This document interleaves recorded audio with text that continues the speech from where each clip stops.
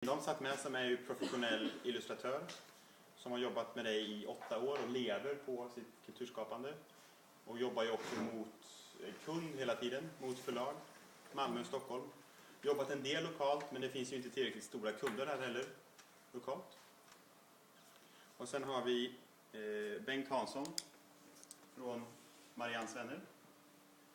Som också och jobbar, som säger också, ni är pensionärer, du och Bengt och Lars.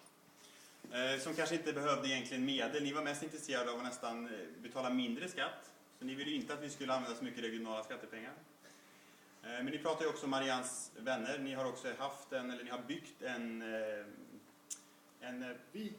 vikingabåt, tack så mycket. Och vi pratade lite grann också att den står på land i dagsläget.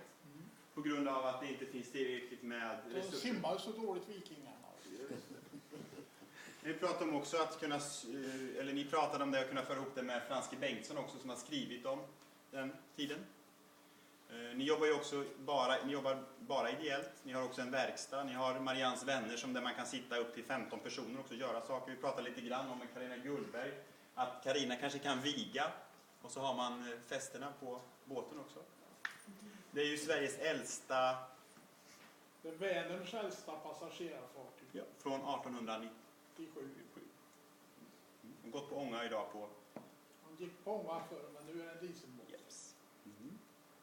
Och sen har vi, vilka hade vi mer? Göran, Lars, Jessica, Carina. Och sen har vi Margareta. Jag filmar. Ja, men tack. som jobbar med musik på en skola i Lyrsta. Jag är med i Sveriges äldsta tjejpopband, The Plumons. Varit med i det sedan 91. En grupp som har funnits sedan 70-talet. 60-talet. Och letar efter också, har en projekt som heter For Joy, 4 musiker. Sångare. Men vi vill knyta till oss lite revy och nummer och lite ungdomar och musiker. Och... Jag har försökt sjunga in mig och se, men jag har inte fått...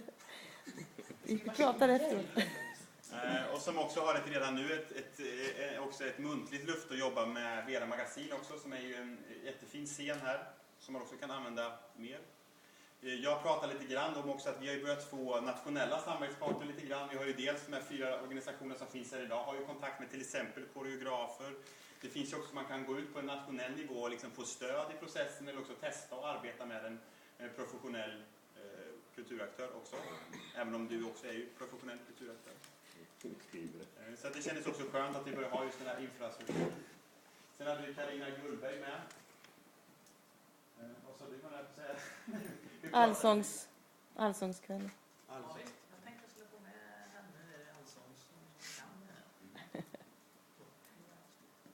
Sen har vi Ulf en hel del byalåt. Otterbäcksdagen. Ja, berätta.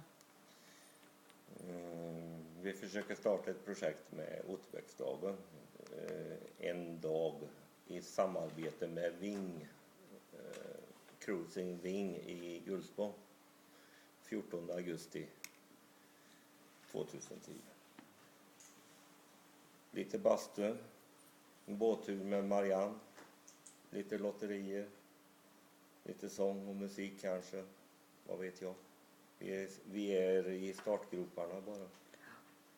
Just det. Så pratade vi lite grann också om det här sociala uppdraget som Ylva pratade om.